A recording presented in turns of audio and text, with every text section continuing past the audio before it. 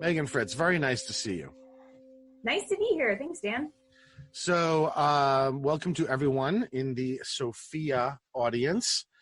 Sophia, of course, is part of the bloggingheads.tv and meaningoflife.tv network. I am Daniel Kaufman. I'm your host. I'm a professor of philosophy at Missouri State University. I also publish an online magazine called The Electric Agora. And this program is available both as streaming video and audio podcasts. I am very pleased to be here with Megan Fritts. Megan, why don't you just give a little brief introduction to yourself and we can get going. Yeah, sure. So my name is Megan Fritts. I'm a visiting assistant professor of philosophy at Utah State University. The things I work on are a really eclectic mix. My main area of research is action theory, but I also do a lot of work in normative and applied ethics and stuff on 19th century philosophy, especially Kierkegaard and Nietzsche, and only very recently a little bit of philosophy of religion. So I do have a paper coming out that is kind of on Pascal's wager, but that's been my only foray into this topic. I'm so interested in that. Maybe we'll have something to say about that. I didn't know you worked in that area. Visiting assistant professor. So did you just recently finish your PhD? I did. In fact, let's see. 1 week ago today. Last week, right? Yeah. Oh, that's so wonderful. Congratulations. And now the reason I know Megan is because I follow her on Twitter, and it happened entirely by accident. I don't remember even how it started, but it turned out that her work and views in theory of action are so close to mine just by total coincidence that I immediately was like, oh, wow, I have to follow this lady and see what she has to say. Well, there's very few pre-Davidsonians walking around, right? And so that was the first thing that interested me. And then, as it goes from there, we started talking and then we sort of agreed to do this. Let me just ask you, so I know the job market is terrible. How long is your gig at Utah State? And then what are your plans? I mean, are you basically pounding the market every year, sending out 50 applications, or what are your plans? So basically, my gig that I have now is potentially renewable for a few years. So that is nice. And I love my department, so I'm happy to be there as many years as they'll have me. The thing further complicating it is that my husband's also a professor of philosophy. So yeah, basically what we're doing is applying every single place we can.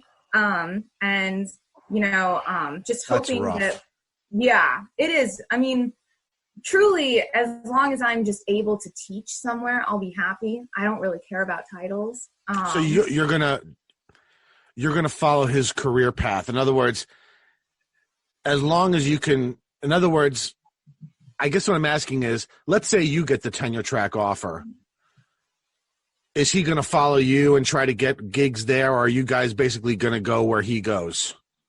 So we'll go where there's the best overall opportunity. So if I get a tenure track job and he can get some kind of lecturing job, then we'll do that, and vice versa. As long as we both have employment and can continue to live with one another. That's the goal for sure. Are there children? Are there children? They're not yet. I mean, yeah. Currently, no. Okay, because that just makes it 1,000 times harder, right? So, I mean, if you're young, even if you're married, you can make that work, even if you have to move 3 times. But with kids, man. So I'm glad that you don't have that to carry as well in terms of difficulties. Where's Utah State?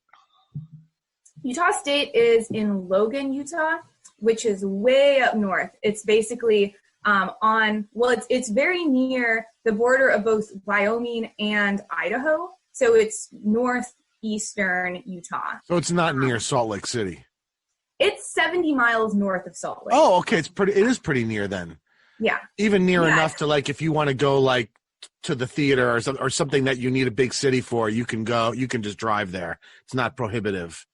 Yeah, and Logan is really, it's small in size, but there's so much there. And it's right in this valley in the middle of the Wasatch Mountain Range. And it's I mean, it's like one of the most beautiful places I've ever been. Every day I wake up and I just can't kind of believe that I live there. People I think sometimes forget just how spectacular Utah is. After I graduated college, a friend of mine and I did a cross-country road trip. And I think just in terms of landscape, Utah probably impressed us the most, just in terms of the land formations, the spectacular kind of, huge trenches. And I mean, it looks like an alien landscape, part of it. I mean, it's quite remarkable. Oh yeah. So much diversity in terrain as well. Yeah.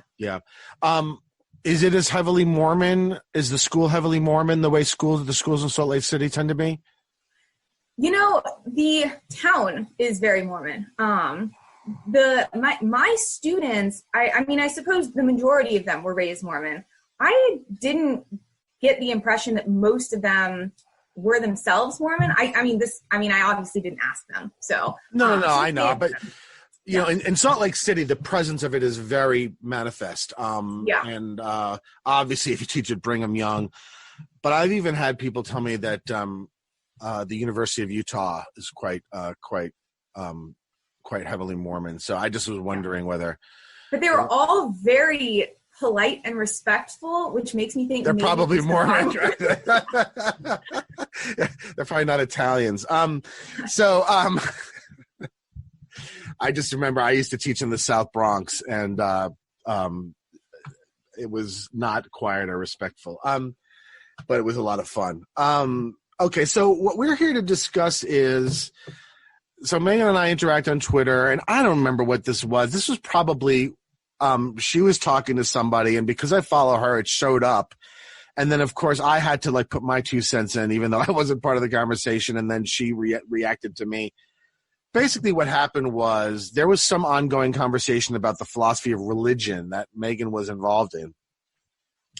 And I said that as far as I was concerned, philosophy of religion at this point is only a subject of historical interest.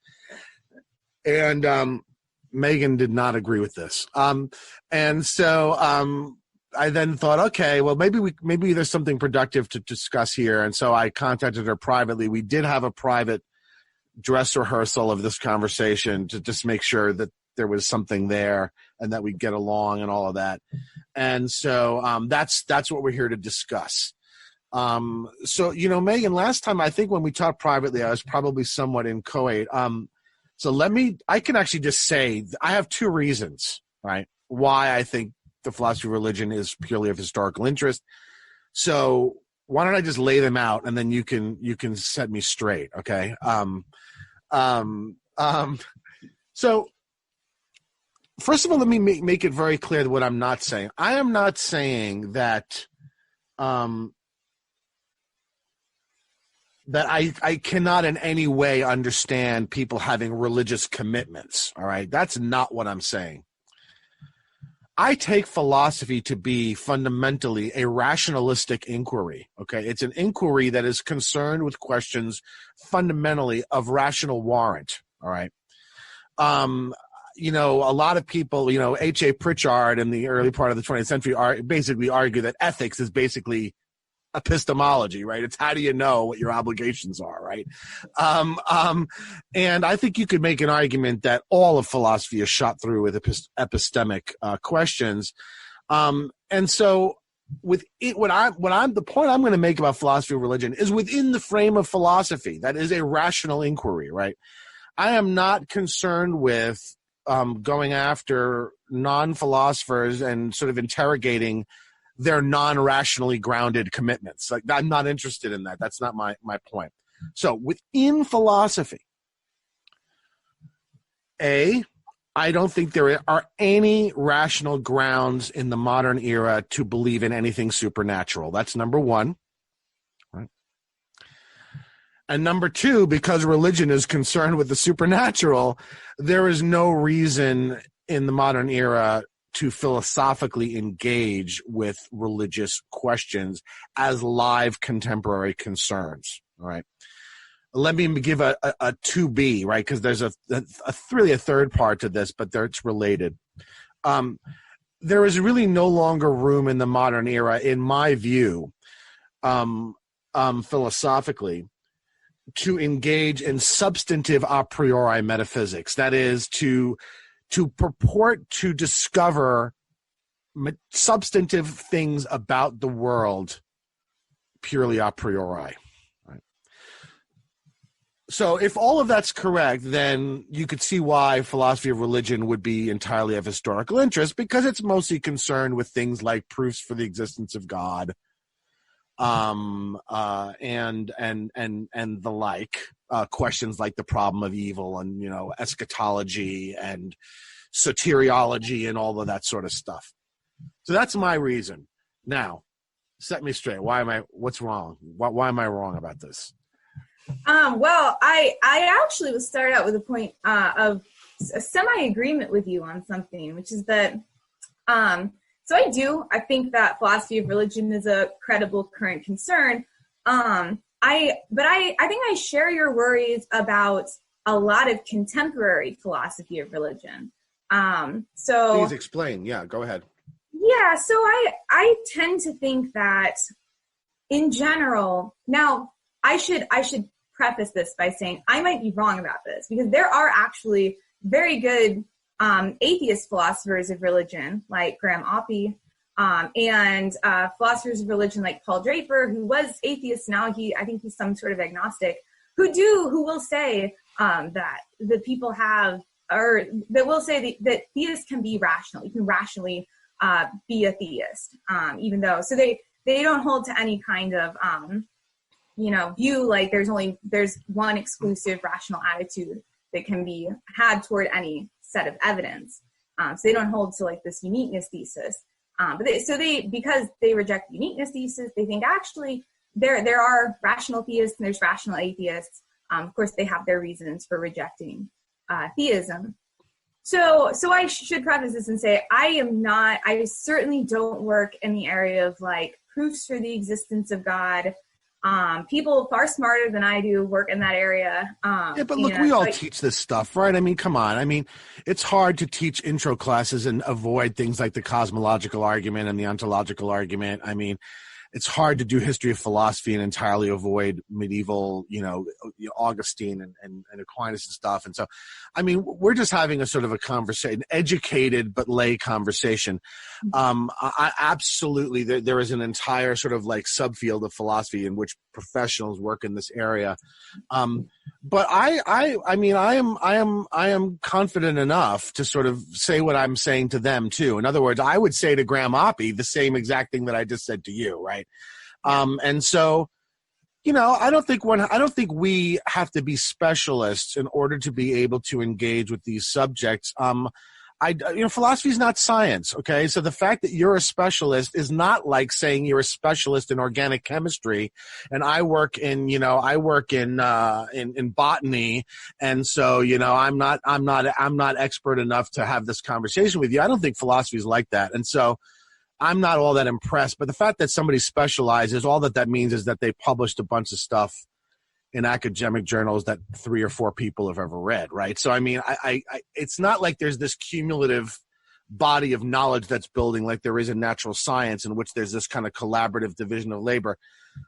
So I'm not going to be sort of shied off of discussing these things because somebody else has done academic research and I necessarily haven't. I am perfectly capable of examining these questions quite sharply.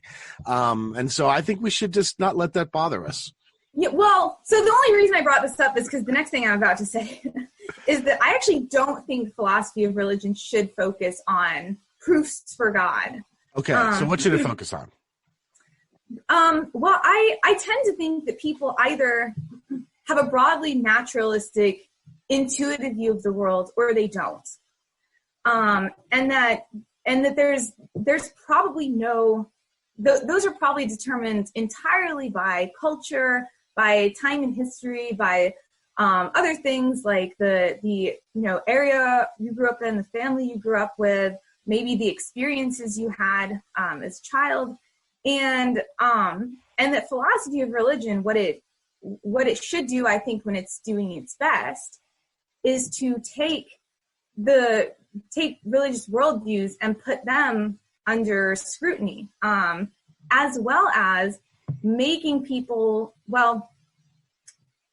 how should I phrase this? I think a big job that philosophy of religion should be doing, but is neglecting to do, is showing people why it would be good if some particular religion or some particular, God existed, some particular religion is true. Why it would be good. So would that get to things sort of like, because I mean, some of the proofs or arguments for the existence of God that you think maybe philosophy of religion shouldn't focus on, they do overlap with that sort of thing, right? So like, for example, like a lot of a Christian apologists, I mean, I've heard William Lane Craig say this multiple occasions, right? Will say that, well, unless you have God and specifically Jesus, there's no grounding for morality, right? So that would be right. So that would be something that would do both, right? It would be an argument for God's existence, but it also would do something like you're talking about, which is explaining why it's a good thing to have. Because I mean, it would be very bad if we didn't have any grounding for our morality, right? Or would it be bad? I don't know. But are you thinking of questions like that, or are you thinking of something else? Well, what I'm thinking of is that I think people have what people believe in terms of naturalism versus, well, what's called naturalism versus what's called supernaturalism. I think a large part of why people, sort of come into their mental life assuming one or the other as a background picture of the world has to do with their ideas of the good. What strikes them as good. So I think for the committed naturalist, which I'll say later why I actually think that's kind of a misnomer, but I'll use it in the conventional way now. For the committed naturalist, something that strikes them as really good is critically examining, the world, conducting empirical investigation into the world so that, we have an accurate idea of what's out there and what the nature is of the things that are out there, and not letting ourselves get kind of carried away into fantasy, becoming strict disciplinarians of our own minds. And I do think that's good. And of course, on the other side of the coin for the committed naturalist is the idea that, here's something that's bad, getting into flights of fancy, letting yourself be comforted with these sort of fairy tales, when the reality of the world is that those comforts aren't out there and we should be, prizing the truth. All those things are good. So I agree. Guess I don't understand but it sounds, I mean, now that sounds to me though, like a lot of the traditional philosophy of religion questions, right? I mean, isn't that now getting down to, well, is it a fairy tale or isn't it? And isn't that going to then get down to, well, what does the damn thing exist or not? Right. I mean, do you really think that there are philosophically, rationally respectable grounds for particular religious orientations? So like, there are rational grounds for thinking that Christianity is true and all those other stupid religions are just myths and superstitions and fairy tales? Because I would say that there's zero chance that that's the case. None. So I'm going to agree with Pascal here and say that there's no rational basis for either of the very foundational assumptions. Naturalism in the colloquial sense versus, a theistic worldview. I don't think there's any way to use reason and evidence to come to either one of those conclusions. Really? So I'm on board with Pascal there. So you don't think that the incomplete though it is story that science increasingly is converging upon regarding the origins, nature, and behavior of the universe and the things in it has a better rational ground than saying that a invisible super being whose name was Yahweh and drowned everyone once and impregnated virgins and all these things. I mean, you really don't think... You're getting into specifics now, though. But that's what I asked you. I just said, I don't think that there are any rational grounds, that there is zero chance that there will ever be a rational case that one could make for any specific religious commitment. And I thought you disagreed with that. Well, I haven't said anything about that yet. Initially, yeah. So I want to just start with the foundational worldview. So theistic worldview, or we can call it a supernaturalist worldview. Although I want to talk about that because I do think that assumes a view of nature, kind of basically. Sure. But so supernaturalism versus naturalism. between those two foundational positions, I don't think any evidence can adjudicate. There is no sense in which, say, like, our theory of evolution rules out the existence of a God. There's no sense in which, in which our, transcendent feelings rules out the possibility of there being no God. So I think, so I'm firmly with Pascal in that. These foundational starting things, those are not things that we can hold because of the evidence. It's not like there's an evidentially rational one to hold and an evidentially irrational one to hold. But then, of course, there's more specific ideas on both ends, but especially on the supernaturalist end, this explodes into thousands and thousands of different views about the nature of God. And you have deism versus theism versus pantheism versus polytheism, and of course many different religions and different theology. So those things, I think, at least some of them, can be rendered evidentially more or less rational than others. So, I just did a dialogue recently that just posted recently with Josh Rasmussen, who's I love Josh. Yeah. So I find him frustrating, because I feel like he's having one conversation with me, and then he's having a different conversation, an almost contradictory one, when he's over in his religious universe. Mm-hmm. And I don't want to say that, like, I feel like he's being dishonest with me, but I do feel a little bit vaguely rough in that kind of direction, because he evinces a kind of openness of view when we talk that then when he does his apologetics, it seems to me is clearly not what his real position is, right? I mean, his real position is he is fully committed. And so I'm hesitant to sort of go into purely his sphere, because I worry that he's so committed within that sphere that I'm going to be so disappointed that it's going to be just sort of like an unpleasant conversation, right? Because when we talk outside of the sphere, I find him very rational and lucid. But then when I watch his apologetics, I feel like I'm watching a crazy person talking, right? And so, because I think apologetics is crazy people talking, right? It's not him specifically.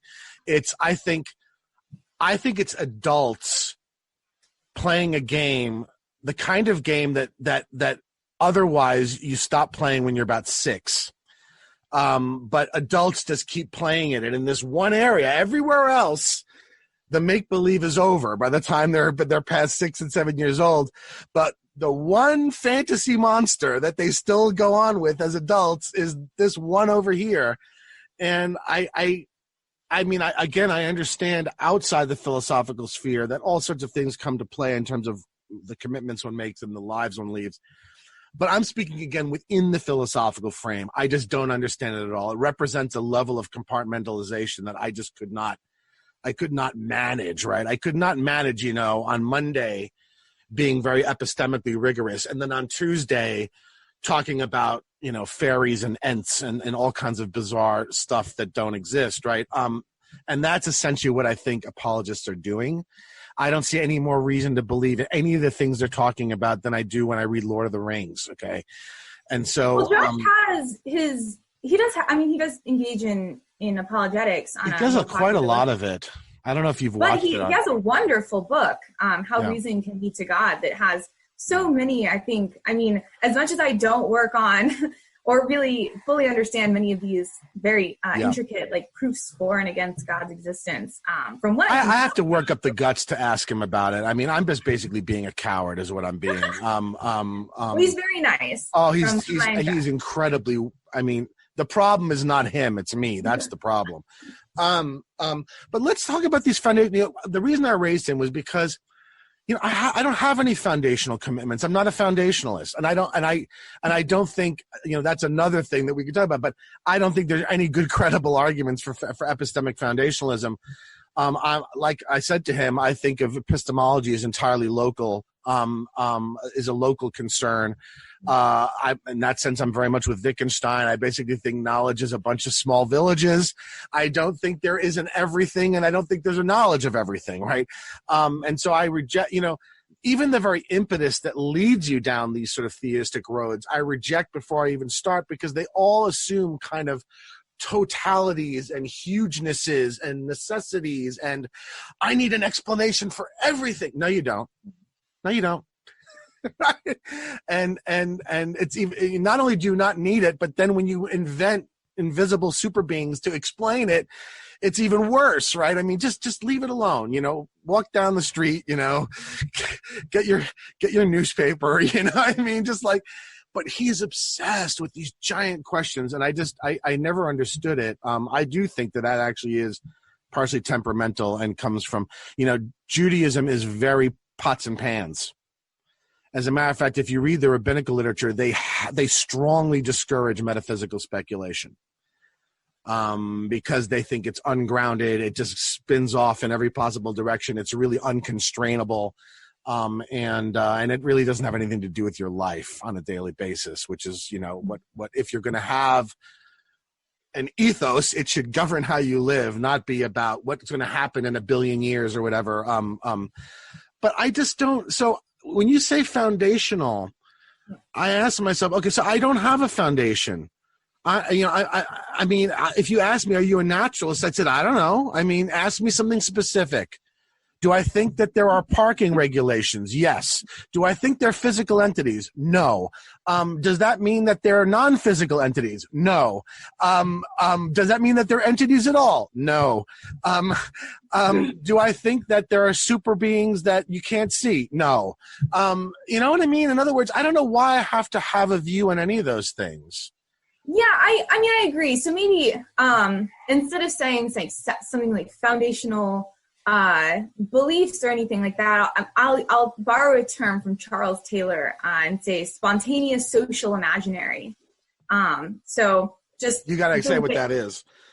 Yeah, sure. So for Taylor, this is just the automatic lens through which we tend to see things. So someone who lived in 17th century Europe is going to have a spontaneous social imaginary of what you now call supernaturalism, right?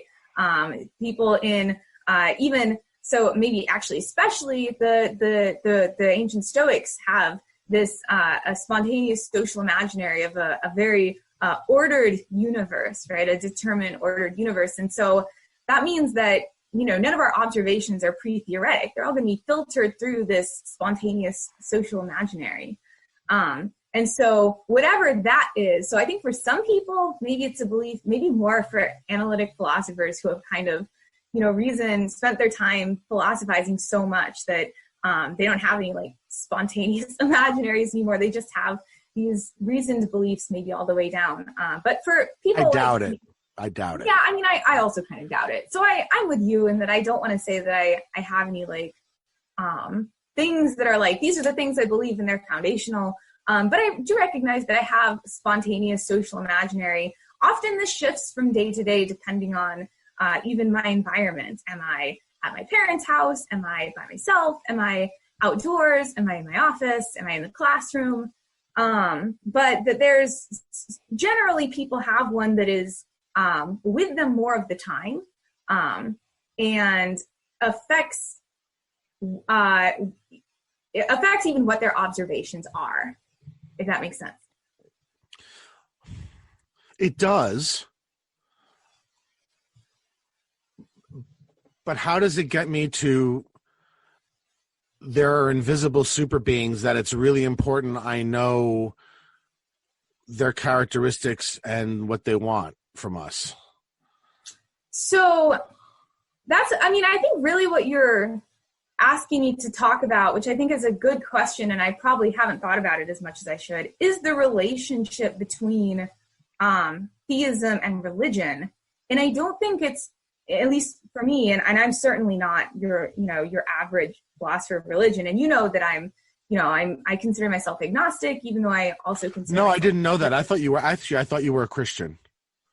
Oh, so I am, but I'm agnostic.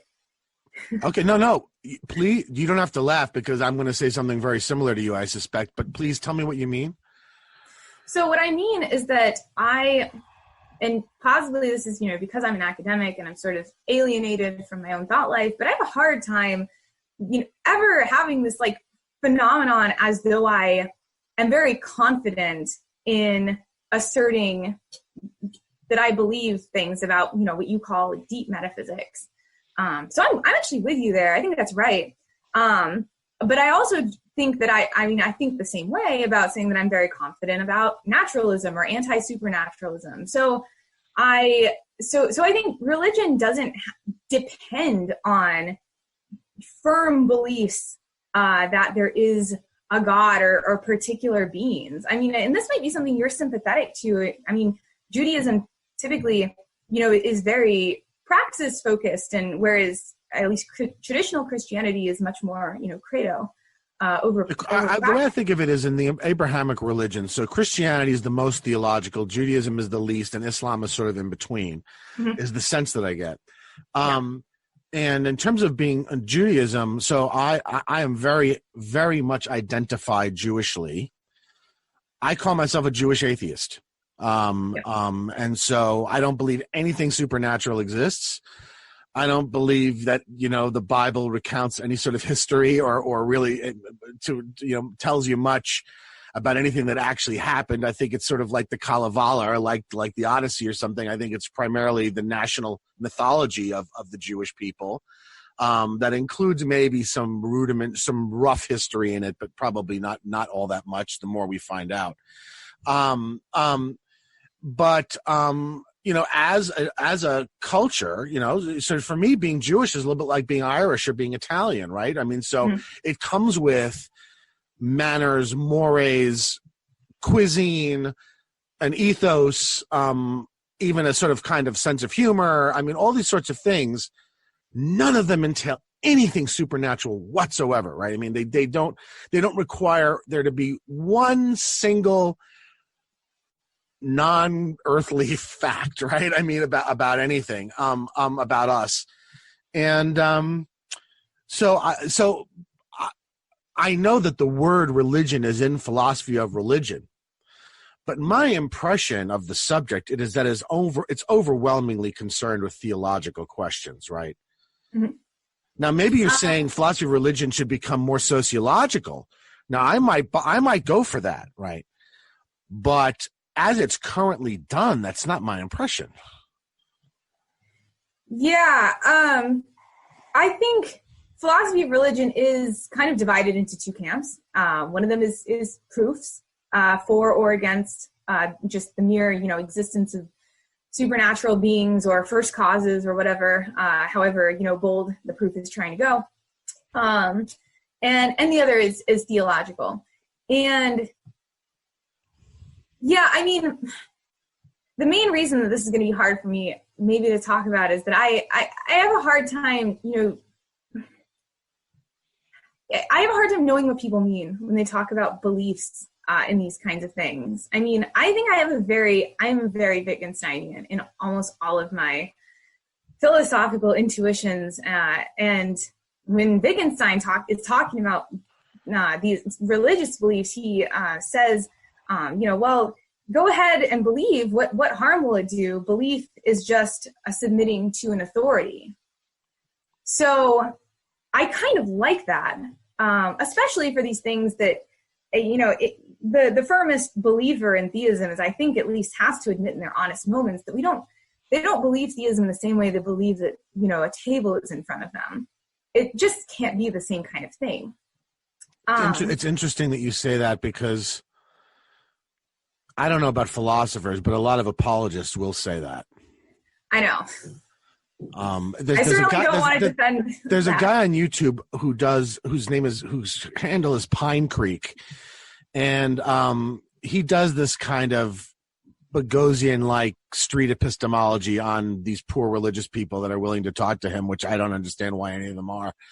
He himself is a former Mennonite, and I gather that his sister had MS or some really devastating condition and was a super evangelical, and it actually killed her, right? It killed her because she did not pursue real treatments and instead of pursued the magical thinking treatments. And by the way, I would want to say also that I'm not as sanguine about treating as harmless these commitments. I think these commitments kill people. Yeah. Both in religious wars, through religiously inspired terrorism, and through the neglect of physical health, material well-being, psychological well-being. I mean, I live in the buckle of the Bible Belt, and my most damaged, hurt, broken young students have all been done so by religion, and specifically by evangelical and Pentecostal Christianity. So I don't believe that these views are harmless. I think that overwhelmingly they do more harm than they do good, certainly the more what I would call extreme versions. And so, I'm not talking about some boring garden variety Methodist walking down the street. I'm talking about these very intense commitments. I've just seen the human wreckage they leave behind. And so I'm not as sanguine about just sort of letting them be, but that's not our discussion here. But yeah, I mean, I guess aside from the sociological dimension of it, which I think is of interest, live contemporary interest, everything I see in philosophy of religion either has to do with ontological questions or epistemological questions or normative questions having to do with ethics, and most of it has to do with either grounding or foundations. And now, and so let me revise my statement and ask you what you think of this. If I'm a person who does not believe that either reality requires grounding, that contingency requires explaining, that morality requires grounding, or that why is there something rather than nothing question is worth answering, right? Or even a good question. If I don't think any of those things, is philosophy of religion a live contemporary concern?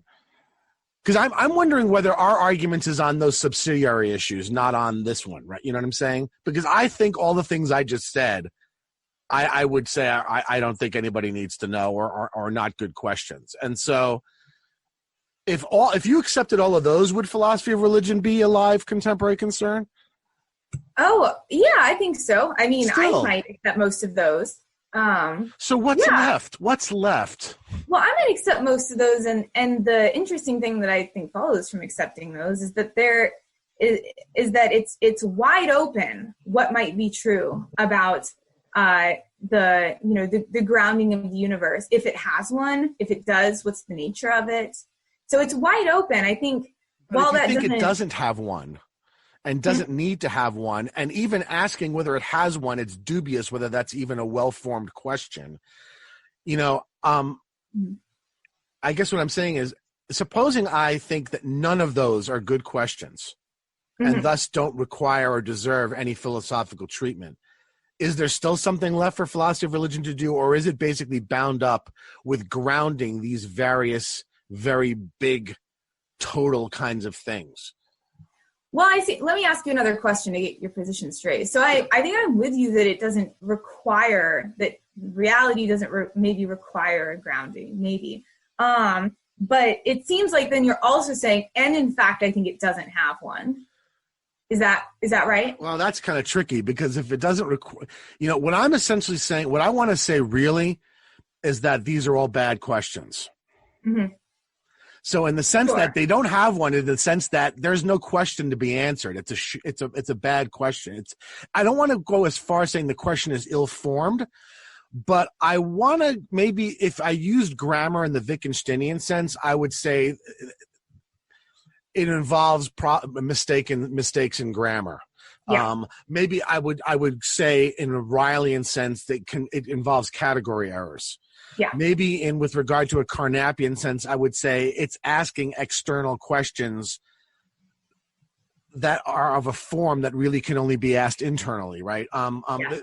There's a bunch of ways I would express what's wrong with these questions, but I think that they all have a similar vein running through them, and that is the problem is, that I think that because I can ask, well, this cup exists, so there has to be, something had to make it, or that therefore I could ask the same thing of everything, right? Mm-hmm. That to me is a mistake. And it's being misled by the surface grammar of certain kinds of questions. Mm-hmm. To ask questions that are bad questions. And I would say I think that's true of all those big questions that philosophy of religion tries to answer. That's my answer to you. Okay, I understand. So, I mean, as someone who is largely a Wittgensteinian, I'm very sympathetic to that, to this idea that these propositions aren't really truth functional, if they're propositions at all, which I guess if they're not truth functional for Wittgenstein, they're not going to be propositions. They'll be pseudo propositions. Yeah. So I'm actually pretty sympathetic to that.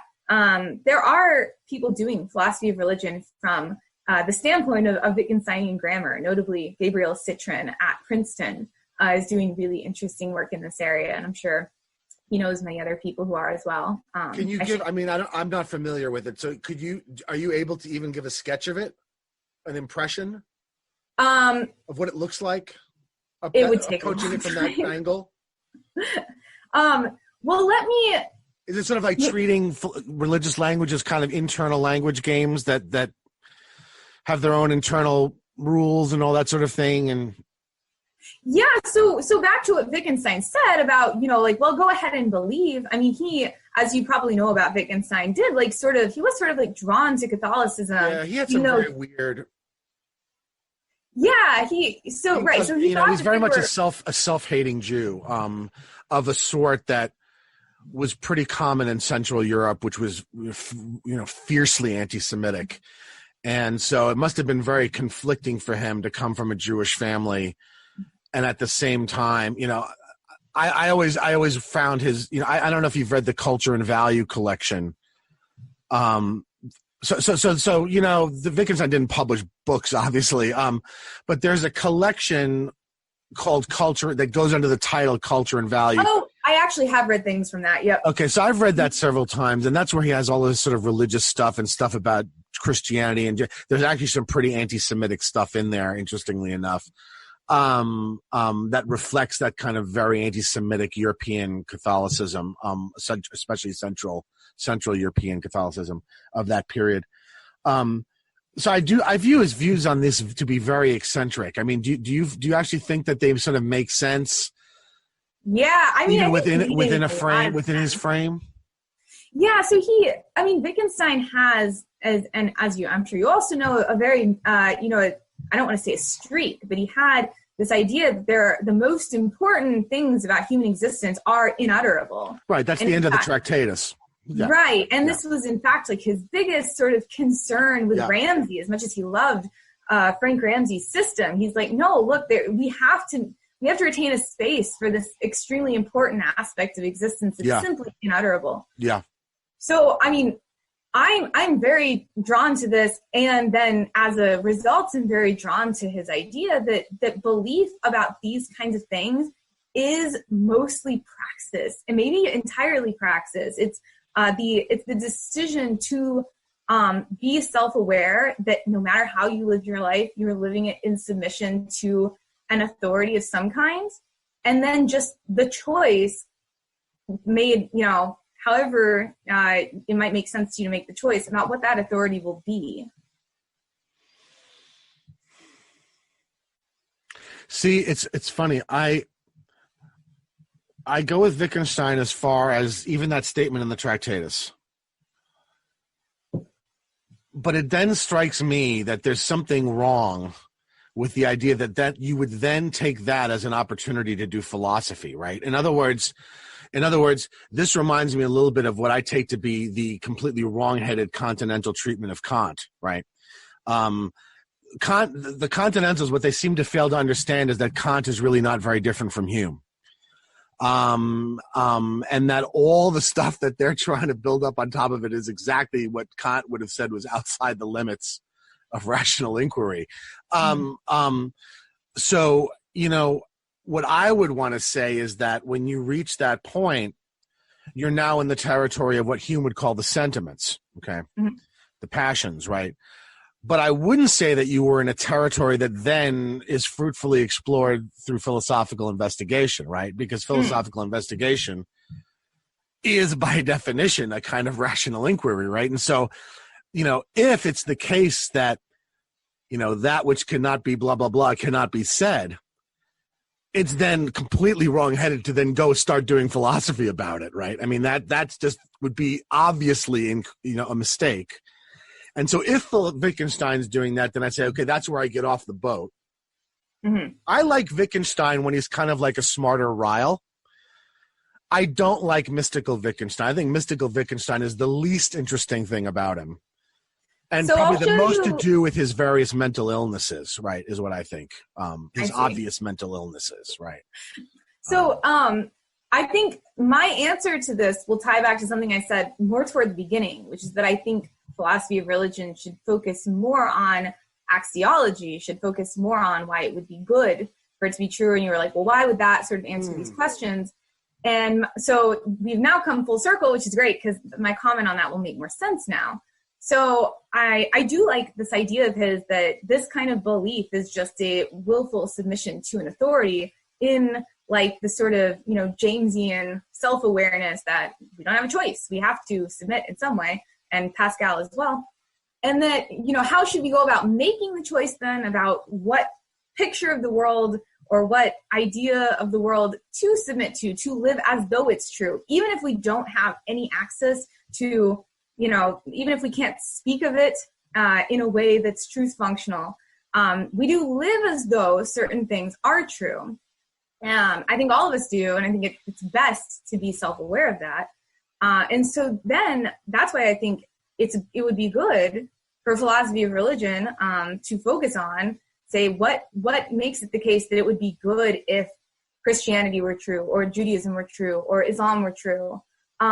Because, at least for myself, so what my religious life primarily takes the form of isn't belief, but pragmatic acceptance taken on the basis of hope in, something like the framework that I'm living within is accurate, is true, is correct.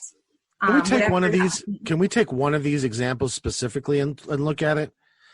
So, because something just occurred to me that we could talk about that would be specific.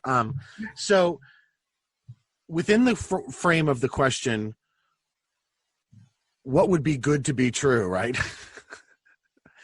I want to ask you later about this assumption that we have to submit to authority. I don't think I understand that either, and I don't understand what kind of claim that is. So I'm going to want to ask you about that. But let's just bracket it for a minute. Let's just take it for granted. All right. Now the question then becomes, okay, well, what kind of authority would it be good for us to submit to? And let's just take two competing options, right?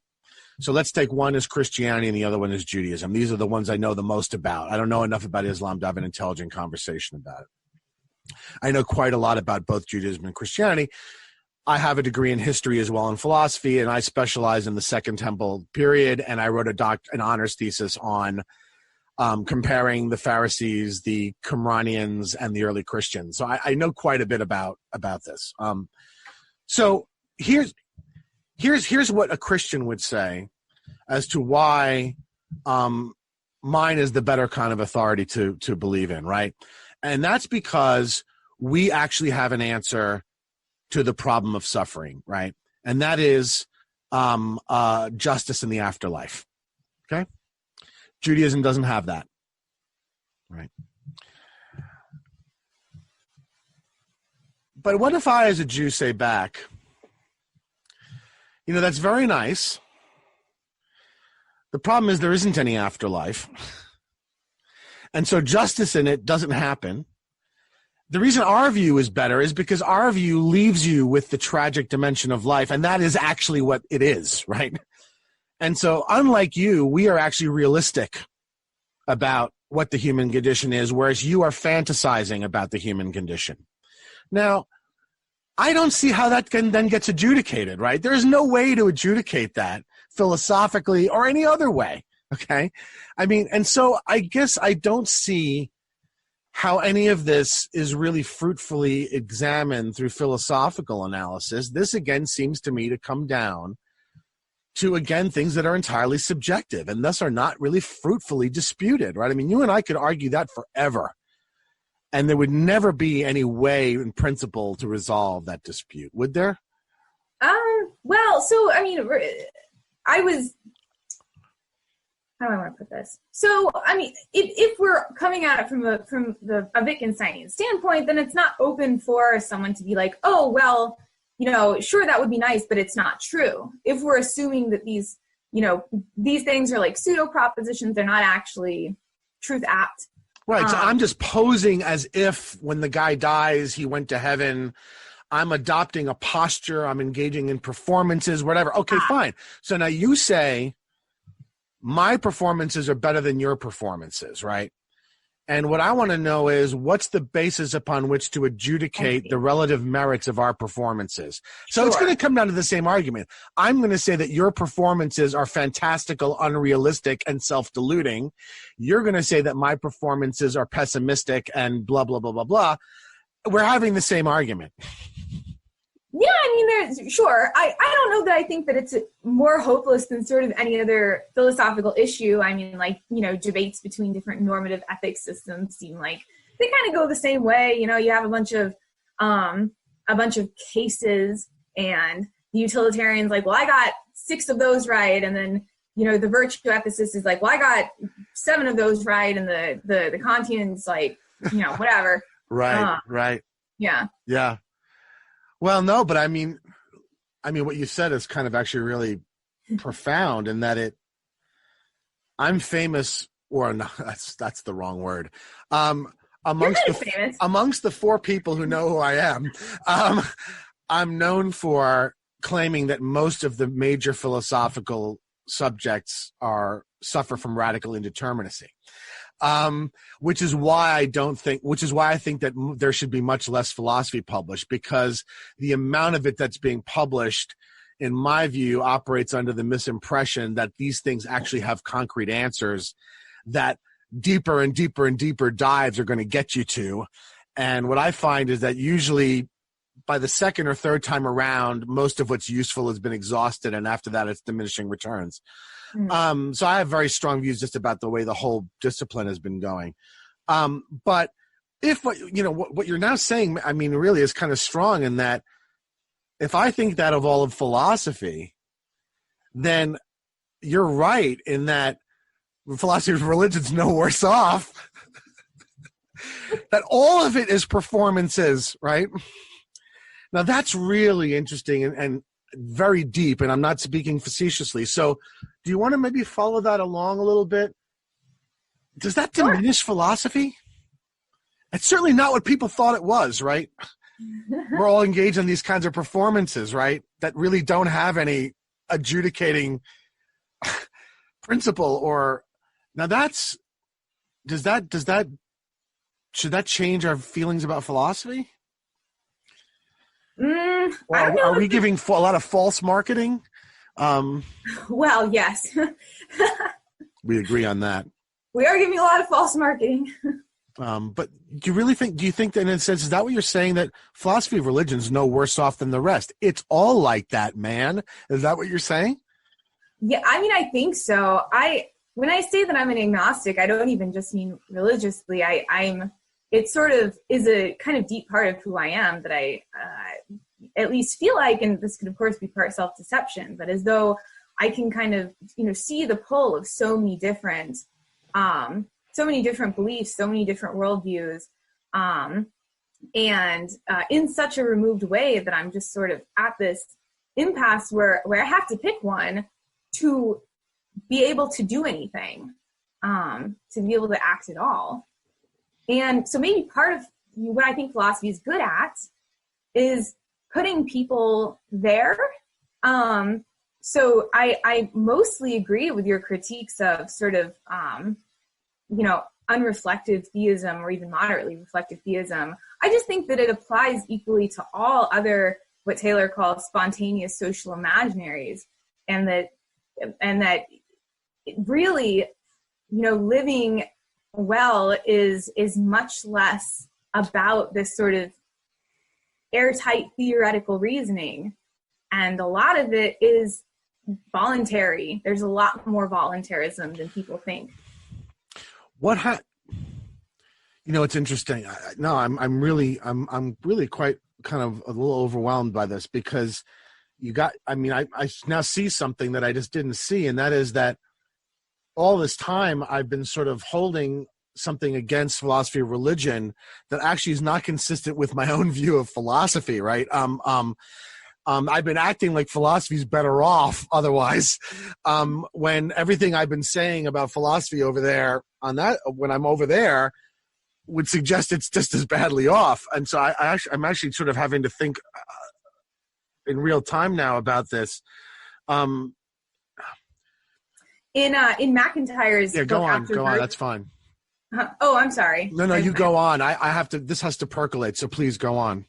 In Alistair McIntyre's book, After Virtue, he has a really similar critique as you to these, really as to me, of these normative debates between the utilitarians and the deontologists, and how they're completely, like you said, inadjudicable. You can't. It's lobbing stuff at each other. There's always going to be a place for the other side to go, a bullet for them to bite, a caveat to be made, and there's no sense in which it's actually like a progressing enterprise. And they're all confirmed or disconfirmed ultimately by when and where they run up against our pre-theoretic intuitions. I mean, every one of the best arguments against both utilitarianism and Kantianism are essentially appeals to intuition, right? I mean, exactly. And so the whole debate kind of has an artificial quality to it, as if it's somehow something that's theoretically resolvable. That's why, in terms of moral philosophy, the one I like the most, and the one I really only have any use for, is W.D. Ross, The Right and the Good, right? Because he doesn't really offer any kind of theory, right? What he basically does is just give a description of how obligation arises out of our relationships, and how every actual obligation is a matter of judgment that you could later on in hindsight turn out to been a mistake, right? Yeah. And so I really like him for precisely the reason that it strikes me as being really anti-theoretical, in all the ways that I like. But then, I guess I do one of the things I wonder about, and it's something that I have said also in my other walks of life, and that is that ultimately everything always is going to come down to negotiation. That it's not that we have a model of confirmation and disconfirmation from the sciences, and we kind of think that there's confirmation and disconfirmation in other areas as well, right? So that, because we can have a dispute over, let's say, how many moons does Saturn have, right? Well, then we can go find that out, right? You say there's 8, I say there's 9. By the way, I have no idea how many there are, but right? And so we can go find that out. Okay, now that's settled, right? And I think that we like to think that philosophy can be like that. Maybe not with regard to empirical confirmation, but there is logical confirmation and disconfirmation, right? And it looks like that's just not true, right? If we're talking about truth, so then it all becomes kind of negotiation, right? And so, do you think philosophy? I guess what I'm asking is, does your thoughts about this, which I'm more and more think I'm agreeing with, really entail something much more radical about philosophy? And that is that philosophy really should be a lot less about the conditions under which arguments are prosecuted and adjudicated, and more about negotiations. In other words, should philosophy start to look more like diplomacy? That's a good question. That's what I'm starting to wonder. You're sort of actually giving me all sorts of ideas that are kind of getting me excited. But it's a pretty radical view, right, of philosophy. Yeah. Well, it's certainly a radical view for anything, I think. Anything analytic, for sure. Yeah. I was going to say, I think this wouldn't have been like an alien view to the ancient Greek philosophers.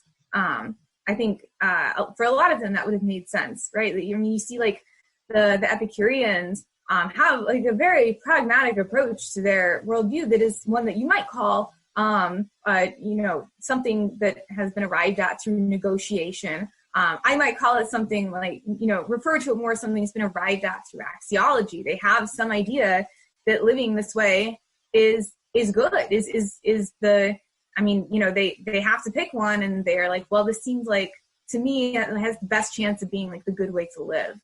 But the thing is that even axiology, as it's done traditionally in philosophy, is treated as if these are rationally scrutable questions. And if what we're saying is correct, they really aren't rationally scrutable, and they shouldn't even be thought of in that frame. It should be thought of more in the manner of negotiation, right? The way, think about how you negotiate over something, right?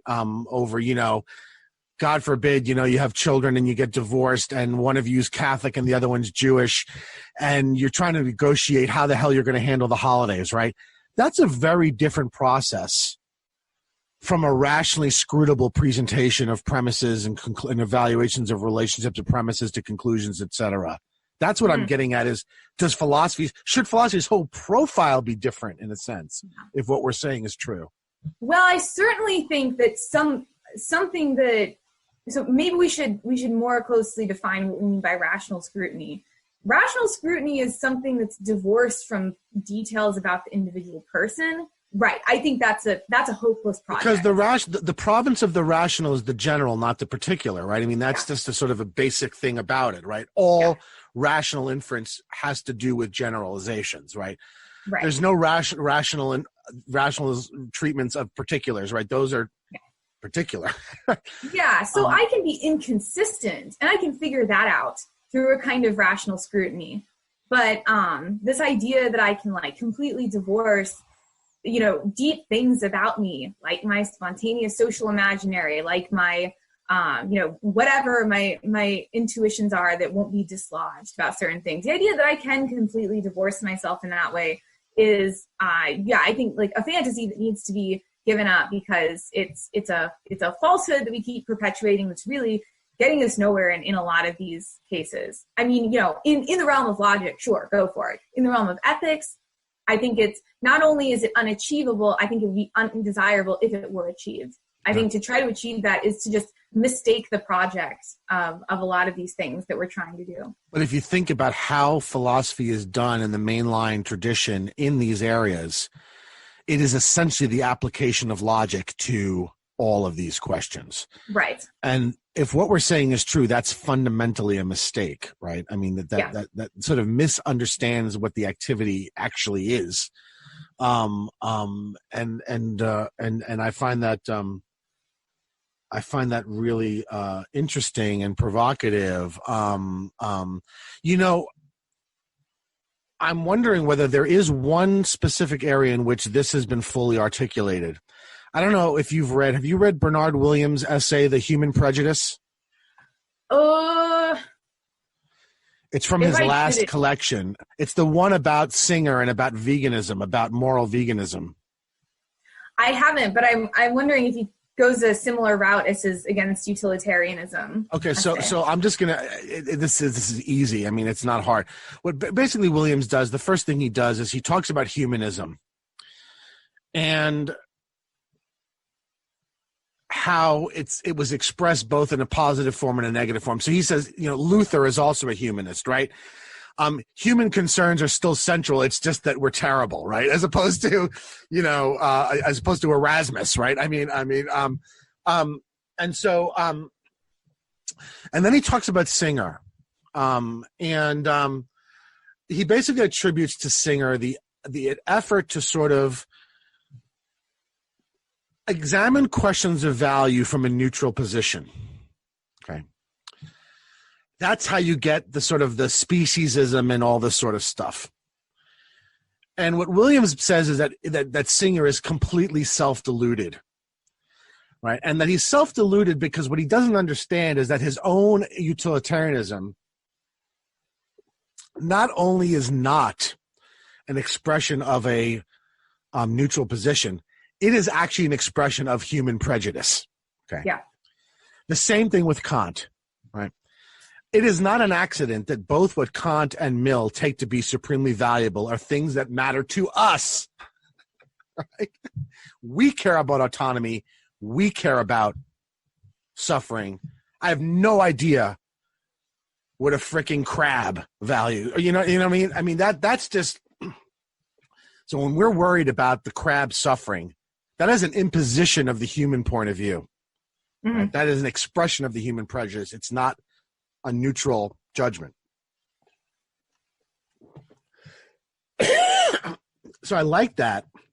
And I'm wondering whether we could articulate a version of that for philosophy as a whole. Yeah. That all of philosophy is an expression, is a kind of, and right. So his last collection, William's last collection, is called Philosophy as a Humanistic Discipline. And maybe what we're sort of saying is that philosophy has forgotten that it's a humanistic discipline. I'm sorry, I talked too long. Please go ahead. No, I mean, I entirely agree with you. You know, there's always been, not always, but for the last century, or maybe a little more, you know, philosophy has been sort of beleaguered by this math envy. And science envy. Yeah, right.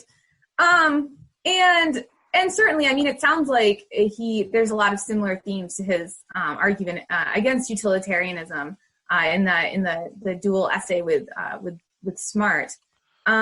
Yes. Which, yeah, so I really liked, I mean, so obviously, as you know, but what your listeners might not if they haven't read it, is that he makes this really fascinating argument in there, which I use in another paper of mine, that utilitarianism, his argument isn't that in these two cases he presents in the essay, his argument is not that the utilitarian gets the wrong answer about what Jim or George ought to do, but rather that utilitarianism gets it too easily.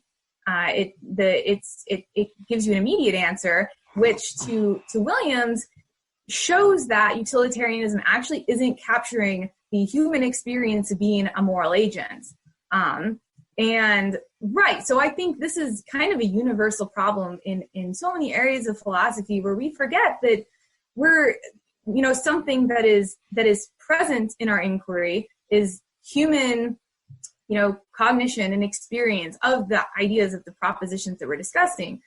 When we forget that, it's easy to convince ourselves that that's not an element of it, that it's purely objective, that it must be, all of these things must be real truth apt propositions that we can just sort of manipulate like integers. But that simply isn't true of so many areas that philosophy is interested in. So we shouldn't do that. Switching to another frame of reference, but it's one that the viewers will know because I've done a lot of shows on this. There's an analogous sort of philosophers almost see, it seems like they've forgotten. So Wilfrid Sellars,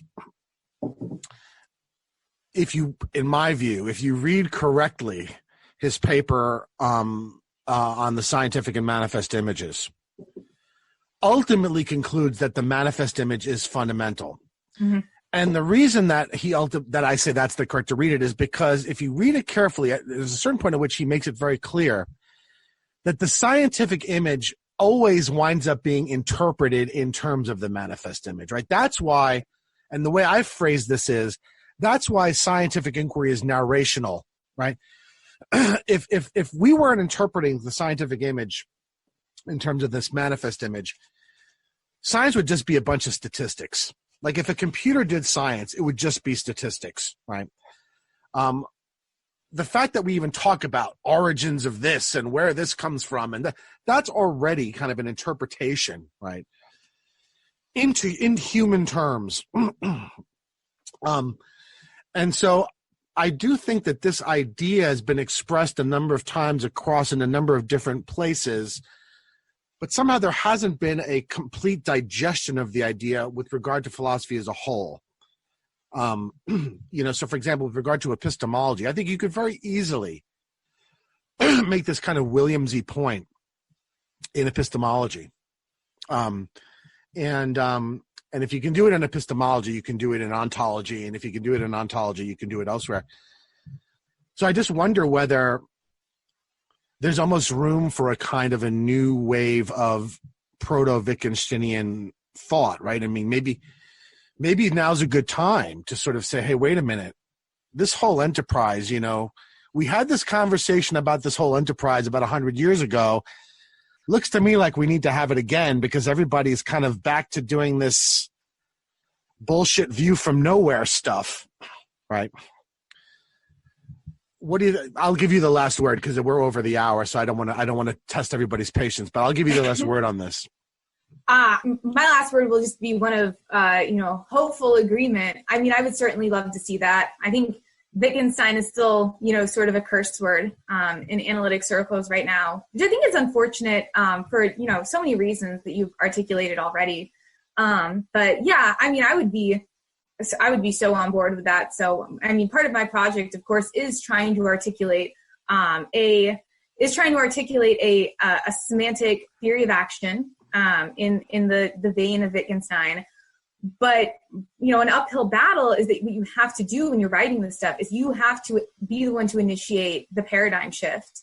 It's very hard. It's very hard. It's very hard to even have arguments about free will or action and stuff because you're arguing with people that are that are operating in a frame where I think the entire frame is a mistake. Yeah. And so it's very hard. You want to go in and argue with them, but you kind of can only have a meta level argument.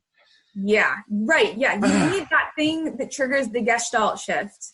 And it's not something you can argue to in this very analytic way. Yep. Yeah, no, I think that's absolutely right. Well, Megan Fritts, I want to thank you. And I want to, I rarely do this. And so this is one of those rare occasions where I think I've been convinced otherwise than I had started out, which is refreshing because it's freaking rare.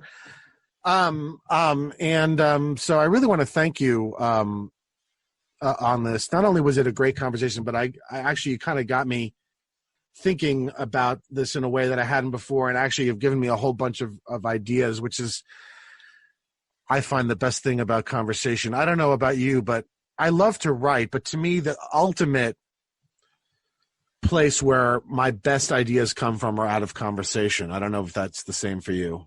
That's actually exactly the same for me. I'm actually not a very good writer. I have to talk about some idea multiple times before I can write it coherently at all. Yep.